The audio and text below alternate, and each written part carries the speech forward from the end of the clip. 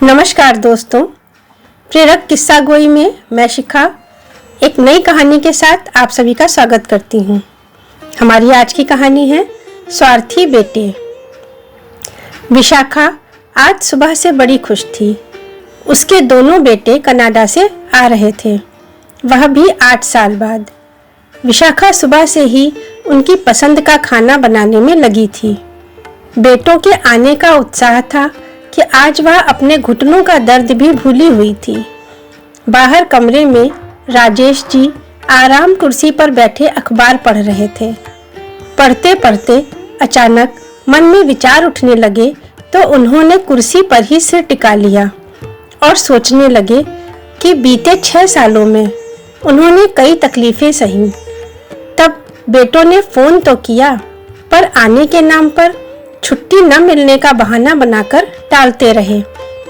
2 साल पहले जब पत्नी विशाखा के पेट में अचानक दर्द उठा था और एक छोटा सा ऑपरेशन करवाना था, तब भी बेटे नहीं आ पाए थे। अब अचानक आ रहे हैं तो कोई खास कारण ही होगा। विशाखा टाइम देखने बाहर आई तो उन्हें इस तरह बैठे देख पूछ बैठी, क्या हुआ जी, क्या सोच रहे हैं? राजेश जी ने आंखें खोली और धीरे से बोले, किसी काम से ही आ रहे होंगे। चलो कुछ दिन तो घर में रौनक रहेगी। सो तो है, विशाखा ने अखबार समेटते हुए कहा। ठीक 1 बजे घंटी बजते ही विशाखा ने लपक कर दरवाजा खोला। दोनों बेटे अपना सूटकेस लिए खड़े थे। उनका जी चाहा कि दोनों को गले लगा लें, परंतु दोनों औपचारिकता से उनका पैर छूकर अंदर आ गए। बाहर और कोई नहीं था। बेटों को अकेला देख विशाखा ने पूछा, बहू और बच्चे कहाँ हैं? बड़े बेटे ने जवाब दिया, माँ, वह एयरपोर्ट से ही अपने अपने घर चली गई। क्या? राजेश जी के मुंह से निकला, तुमने तो कहा था सब लोग आ रहे हैं। हाँ, कहा था पिताजी, पर प्लान बदल गया। इस बार जवाब छोटे बेटे ने दिया। विशाखा पानी और मिठाई ले आई थी।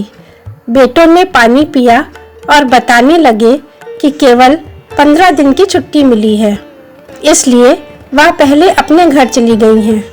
6-7 दिन रहकर यहाँ आ जाएंगी। विशाखा के चेहरे पर मायूसी देख राजेश जी ने बात संभालते हुए कहा, चलो खाना खिलाओ, बड़ी भूख लगी है। हाँ माँ, आपके हाथ का खाना खाए कितना समय बीत गया, हम जल्दी से फ्रेश होकर आते हैं, कहकर बेटे अंदर चले गए। खाना खाकर चारों वहीं बैठ गए और देर तक घर, परिवार, रिश्तेदार और नौकरी की बात करते रहे। 3-4 दिन में बेटे घर में रम से गए। बहुओं का भी फोन आया। विशाखा समझ गई कि परिस्थितियां बदल गई हैं, अतः बहुओं के साथ पोते पोती को देखने की इच्छा मन में ही दबा ली। बेटों के आने से दोनों अपनी तकलीफ भूल से गए थे, पर एक शाम जब राजेश जी टहल कर लौटे तो घर के अंदर से आती आवाज सुन ठिठक कर बाहर ही रुक गए। बड़ा बेटा विशाखा से कह रहा था, माँ, आप तो हमारी स्थिति समझ सकती हैं। वहाँ की लाइफ यहाँ से बहुत अलग है। हम अब वहीं सेटल होना चाहते हैं, इसलिए हमने सोचा है कि अपना मकान खरीद लें। इसके लिए सिर्फ आप ही पिताजी को समझा सकती हैं और मना सकती हैं कि वह गांव की जमीन बेच दें, बाकी हम लोन की व्यवस्था कर लेंगे। गांव की जमीन? राजेश जी बुदबुदाए। दीवार का सहारा लेकर पास पड़ी कुर्सी पर बैठ गए। ओह, बेटे हमेशा के लिए विदेश में बसना चाहते हैं। ठीक है, उनको भी आगे बढ़ना चाहिए। मैं क्या कह सकता हूँ? बेटों के आने का प्रयोजन वे जान चुके थे। अब क्या निर्णय लें और क्या कहें उनसे? सोच ही रहे थे कि विशाखा की आवाज सुनाई दी। शायद बेटों को समझा रही थी, तुम दोनों को वहां बसने की क्या जरूरत? 6-7 महीने रहकर वापस आ जाओ। यहाँ तो सब अपना है, मिलजुल कर सब रह लेंगे। वहाँ बेकार में नया बनाने की क्या जरूरत। ओहो माँ, आप समझती नहीं, वहाँ जैसी सुविधाएं यहाँ कहाँ। यहाँ कितना कमा पाएंगे।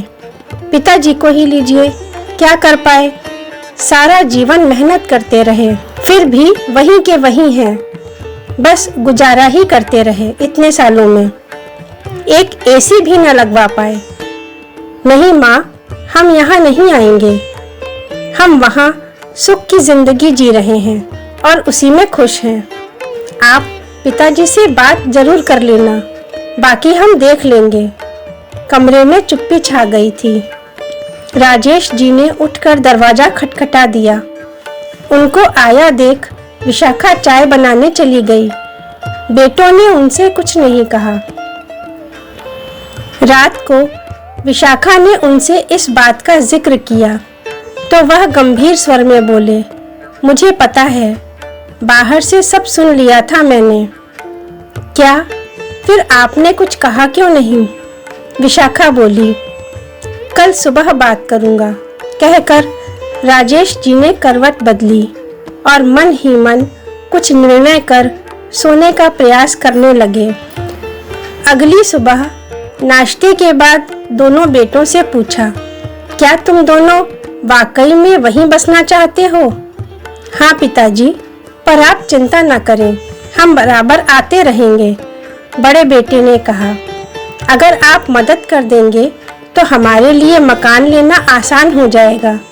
राजेश जी के चेहरे पर गंभीरता छा गई। शांत भाव से बोले, फिलहाल तो मैं कोई मदद नहीं कर सकता। मेरे अकाउंट में अधिक धनराशि नहीं है, तुम लोग तो जानते ही हो। बात पूरी होने से पहले ही बड़े बेटे ने कहा, नहीं पिताजी, अकाउंट से नहीं। अगर आप गांव की जमीन बेच दें तो हमारा काम हो जाएगा। गांव की जमीन? वो तो 6 साल पहले ही बेच दी बेटा, राजेश जी ने कहा। क्यों? ऐसा क्या काम आ पड़ा पिताजी? आपने बताया भी नहीं।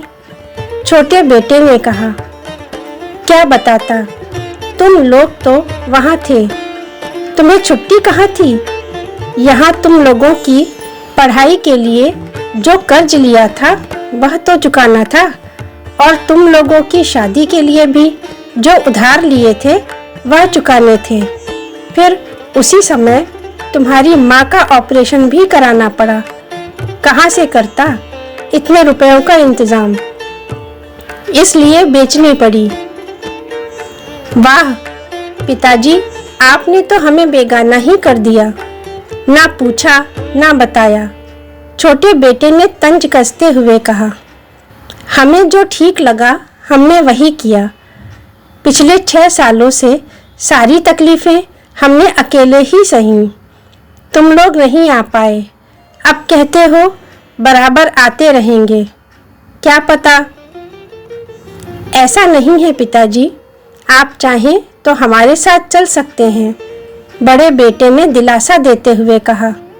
नहीं बेटा, यहाँ सब कुछ मैंने अपनी मेहनत से बनाया है। हमारा सब कुछ तो यही है। इन्हें छोड़कर हम कहीं नहीं जाएंगे, ना ही हम तुम्हें यहाँ रोकेंगे। मुझे खुशी है कि मैंने अपना फर्ज अच्छे से निभाया। पढ़ा लिखा कर तुम दोनों को इतना योग्य बना दिया है कि अपने लिए सुख सुविधाएं इकट्ठे कर सको। ये तो समय का फेर है कि पढ़ लिख कर बेटे अपने सुख की तलाश में आगे निकल जाते हैं और पुरानी पीढ़ी के लोग पीछे छूट जाते हैं। आज 8 साल बाद भी मदद मांगने आए हो, सहारा देने नहीं। मुझे अफसोस है, आज मैं तुम्हारी मदद नहीं कर पा रहा। कहकर राजेश जी अंदर चले गए। दोनों बेटों ने माँ की तरफ देखा। विशाखा, जो आज तक बच्चों के पक्ष में खड़ी होकर पति को समझाया करती थी, आज दृढ़ता के साथ पति के पक्ष में खामोश खड़ी थी। 2 दिन में बहुएं भी आ गईं। बच्चे दादा दादी के साथ रहकर बहुत खुश थे। 15 दिन बीत गए। बेटों के वापस जाने का समय आ गया। विशाखा और राजेश जी ने खुशी खुशी नम आँखों के साथ बच्चों को विदा किया, पर वे जानते थे कि एक दिन उनके बेटे भी इसी तरह अपनी नई पीढ़ी को विदा करेंगे। तो दोस्तों, कैसी लगी आज की कहानी? अगर आपको पसंद आई है तो लाइक करें, कमेंट लिखें। सादर।